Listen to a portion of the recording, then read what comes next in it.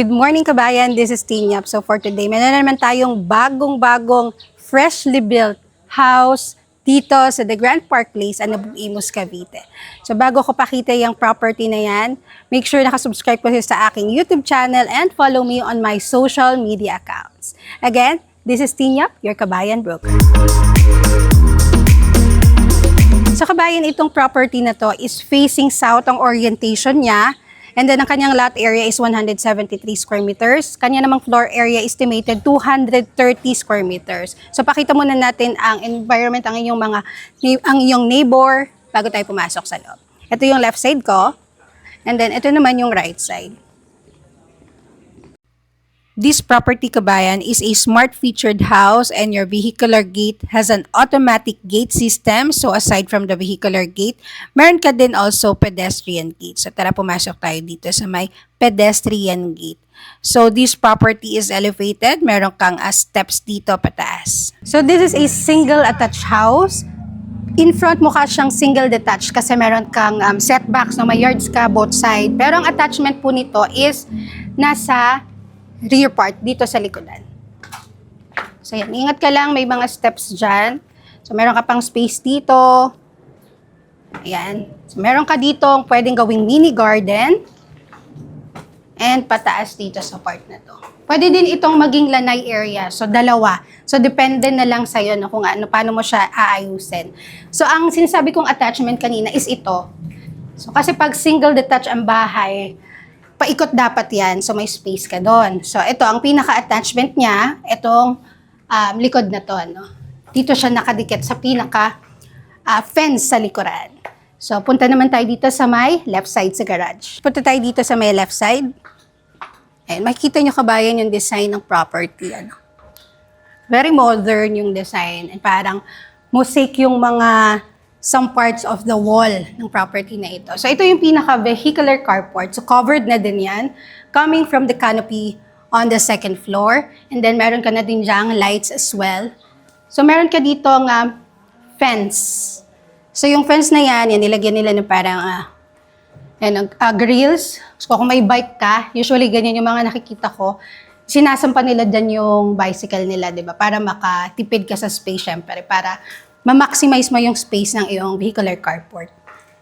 So this one, yan, tiled na yan. May textured naman yung tiles mo. So non-skid yan, hindi ka naman madudulas. And ang maganda dito, ayan, pinakita ko na lang din itong solar panel dito, which is 6 kilowatt. So malaking tipid. No? Smart home plus solar paneled house pa. So okay na okay itong property na ito. And also, aside dun sa pinakita ko kanina, meron ka din ditong space pa. So, mas malaki ito doon, space na to, compared dun sa nasa right side. So, pwede nyo dito ilagay. Ayan, meron ka na rin kasamang table. Another space for the lanay area. So, may access din yan dito. So, mamaya papakita ko sa inyo yan. Pasok na tayo doon sa ating main entrance door. Dito tayo sa main entrance door. Makikita nyo napakalaki ng ating solid wood door. And then, ito ang iyong smart featured lock. Meron na yung camera, so makikita kung sino ang nakatok sa inyong front door. So pagpasok natin, wait lang, magubot tayo ng sleepers. So pagpasok nyo, kabayan, ito yung pinaka-foyer mo. Meron ka ditong malaking salamin and meron ka na ding mga drawers dyan. So tara. So nabanggit ko nga kanina na smart featured itong property na ito. So, nandito si Alexa, di ba? So, syempre, ang voice kasi is, hindi marirecognize yung voice ko. Kaya si Alexa ay hindi tayo papansinin. Pero yung owner, kaya niya naman ipakita yan, kapag once na mag-viewing kayo dito sa property na ito. So, this part is the living area. Ayan. What you see is what you get. This is fully furnished house. So, kasama na itong pinaka-entertainment area mo. Diyan may install ang iyong TV. Meron ka na din dito ang mga cabinets. Ayan. So, Alexa is there. And itong shelves na to, kasama din yan upon turnover. Sofa, kasama. O, see? Narinig niyo si Alexa. Pero hindi niya ako pinansin. Ayan. So, tara dito. So, on this side naman, adjacent to that is your dining area. So this is a 8-seater. Kung gusto nyo i-10-seater, pwede nyo naman palitan. And maganda dito, ayun nga, nasabi ko kanina, fully furnished na siya. So, nakita nyo na yung pinakalaki talaga ng interior ng property na ito. So, hindi ka na mahihirapan pa i-visualize kung ano yung mga laki ng sofa kung gusto nyong palitan yung mga furnitures dito. Naka-tiles na din, of course, chandelier, and meron ka ditong 5 aircon, split type aircon, and meron ka ditong nakatago, yung secret door. So, itong secret door na to, ayan, dito pa. So, ganito siya. So, napansin nyo kanina, irregular cut kasi itong lote ng bahay. Kaya meron siyang space dito. So, pwede nyo pa tong gawing storage area. No? Pwede ding kitchen pantry.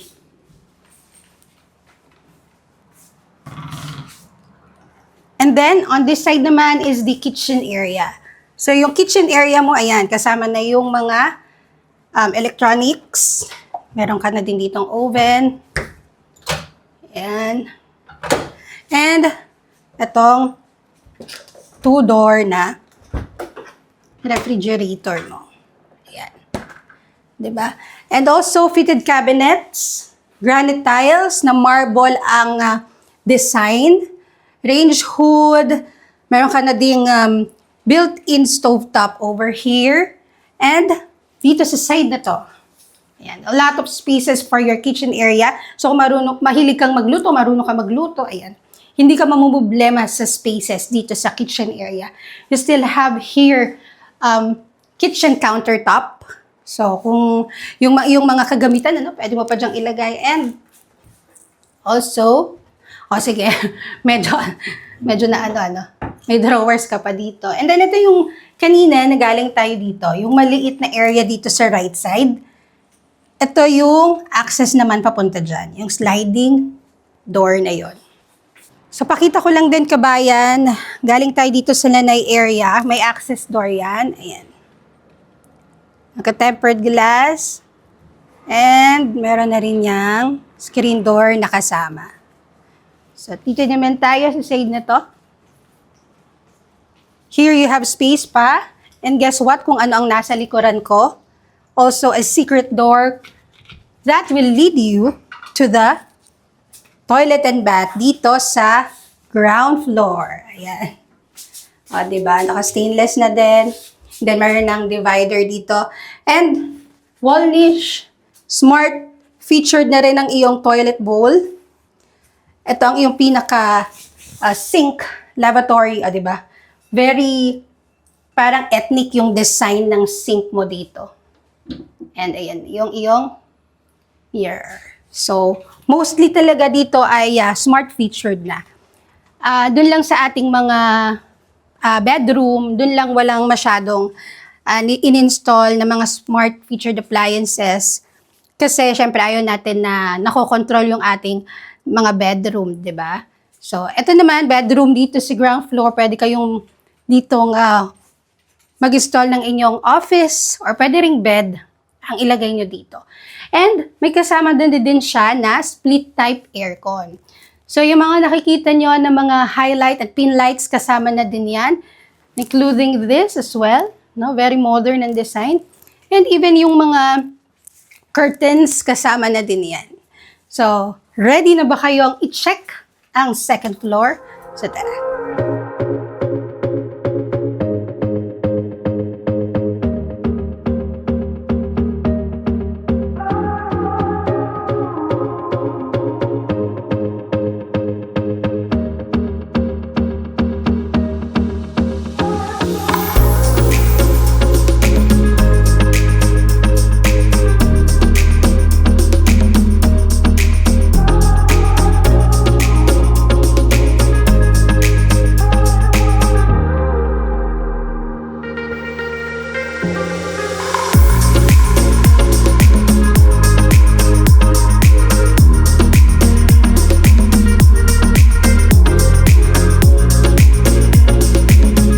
So tara kabayan, i-check na natin ang second floor.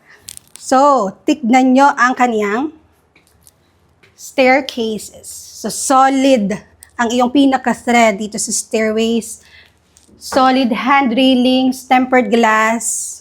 And yan, no, pag nag-i-step ka dito sa iyong thread, si Alexa ay hina-highlight or binibigyan niya ng liwanag ang iyong steps. You also have here fluted panel and strip lights. No? Dito on this side, on the right side, meron ka ditong awning window. Awning window, fixed window naman doon sa may taas.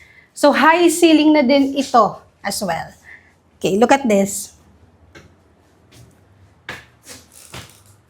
Bumukas ba? So, ayan. Nandito na tayo sa second floor. So, tile na din ang flooring dito sa second floor. Dito meron kang 3 bedrooms. So, a total of 4 bedrooms and 5 aircons ang naka-install dito. So, dito naman na tayo sa master bedroom since siya yung nasa likuran ko. No? So, inuna na natin. Meron ka ditong king-size bed. And also, you have here bed table, bedside table. Ayan. Meron ka na ding mga pailaw-ilaw diyan. Oh, di ba? Hanging lamp, hanging lights. Aircon, installed na din. So, dito, ayan, pakita ko din ito, of course. Siyempre, dito sa master bedroom, pwede ka ditong maglagay ng iyong television. So, meron ka naman na dyang mga sockets, meron ka na ding mga saksakan. And, meron ka na ding, ayan, cabinets, small cabinets, no? Yan ay nasa harap ng iyong master bedroom. So, punta na tayo dito sa walk-in closet niya. So, naka-strip lights. Patayin natin, then buksan natin. There. So, open itong built-in cabinet dito, kabayan. Wardrobe over here. Yan, para hindi ka naman mahihirapan, no? Magbukas-bukas. Since naka-centralize naman and sakop naman talaga yung lamig, even dito sa walk-in closet. Meron itong sariling toilet and bath. So ito, bihira lang talaga ito sa mga property na fini-feature ko. Kung mapapansin nyo, yung merong dalawang lavatory sink, no? Him and her, kung tawagin. Kasi usually naman sa master bedroom, couple. Pero syempre, kung hindi naman, okay lang din. At least, meron kang dalawang lavatory dyan. So, ang ganda nito. And also, meron ka na din ditong mga cabinets. And smart feature din ang iyong toilet bowl. Also, this is the shower area. Ayan. Meron ka din doon, syempre, awning window. So, yun yung shower, oh. Yung pinakataas, meron yung doon shower din. So, aside dito, diba? So, para ka lang naliligo sa ulan kapag binuksan mo yan, ano. Dito sa master bedroom, meron itong sariling balcony. So, meaning, siya lang yung nakaka-access dito sa balcony na to. Dito, sa side na to, meron siyang, ayan, oh, counter dito. So, hindi na niya kailangan pang naghugas ng kamay, ano, pumaba para dito. Kunwari, gusto niyang kumain, gusto niya maghugas ng kinainan niya dito, pwedeng-pwede na. So, meron kang space dito, no? It's up to you kung paano niya siya gagamitin. And then, ito naman yung pinaka-front. Nakita natin sa facade. Ayan. So, tamang-tama lang yung laki. And ang maganda dito, it's already 11:30, wala pa dito yung init. Facing south ito. So, ito, ang hand railings mo, balustrade mo, tempered glass, hand railings, ay naka-metal steel, and more space pa dito. Tignan nyo yung texture, no? Textured wall. So, we're done na dito sa master bedroom. Dito naman tayo sa another bedroom. Ayan, very spacious lahat ng bedroom, ano. This is queen-size bed, and, ayan. Itong area na to, akala ko cabinet. Yung design niya kasi, yung design ng wall niya. Naka-panel din siya. And, andito mo lagay yung TV mo. Kung gusto mong mag-TV. Meron namang mga saksakan dyan, ano. And also window, sets of window, awning window, fixed naman itong dalawang side. Dito, may access ka dito sa another side of the balcony. So, di ba kanina pinakita ko dun sa master bedroom, meron siyang sariling balcony. So, ito namang mga bedroom na to, meron din silang shared balcony kung tawagin, ano. And, ito yung cabinet nito. O, diba? Very social. Pag binuksan mo, nag-close yung pinaka-strip light, and when you open it, ayan. Here as well. So, ito i-check natin itong balcony na sinasabi kong shared balcony. So, ayan. Meron ka ditong lot pa dito. Actually, hindi mo to lot. Easement siya. And then, pwede mong parkingan yan kung meron kang mga visitor, ano, and kung 2 or 3 ang sasakyan mo, pwede ka dyan mag-park. So, ayan. Itong balcony na to, floored na yan, tiled flooring na yan. And, dito tayo muna pumunta sa side na to. Itong part na to, this is the laundry area. Makikita niyo. So, hindi ka na bababa pa doon kapag hubad mo ng iyong kasuotan na, no? Dito mo na lang yan idiretso, hindi ka na akyat panaog pa. So, ayan. And then, ito naman yung side pa ng property. 'Di ba? So, ito yung view. Ayan, part na yan. So, kita nyo, talagang share ditong balcony na to. May access itong mga other rooms pa. So, check na natin ang third bedroom. So, ayan, hindi ko pala napakita yung aircon na to. And pakita ko rin yung highlight dito sa ceiling. Ayan, nakita nyo, diba, patay yung ilaw. So, ayan. Diba, ang ganda. Wala lang, natuwa lang talaga. Ang ganda ng pagkakayari talaga ng property na ito.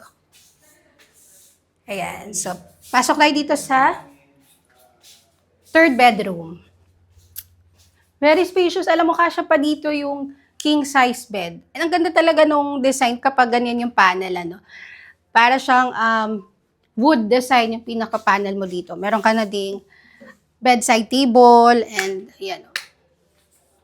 So, ito naman yung window. Yan. Fixed and awning window. Meron ding aircon. So, every bedroom may kasamang aircon. Meron ka na din dito. Ayan. Meron ka ng mirror dito. May wall mirror ka na. So, pwede ka na ditong mag-TikTok. Ito yung namang kasama na built-in cabinet. Even the cabinets, very modern ang pagkakagawa. 'Di ba? Talagang pinag-isipan. Na even yung interior maganda. And worth it naman sa price niya. So, itong second and third bedroom dito sa second floor ay merong shared toilet and bath. So, ayan, parang marble design. Oops, nag-automatic. Did you see that? Okay, para bang pinapagamit niya ako, pero hindi talaga ako gagamit. So, ayan, meron ka ditong shelves. Cabinet with shelves as well. And your shower area. Ayan, nakikita nyo din yung parang raindrop na shower. Ayan. Diba? And wall niche as well.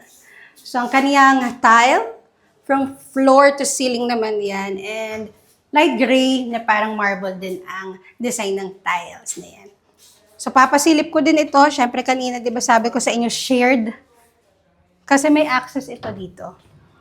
Sa pinaka-hallway mo. So, ito yung pinanggalingan natin kanina.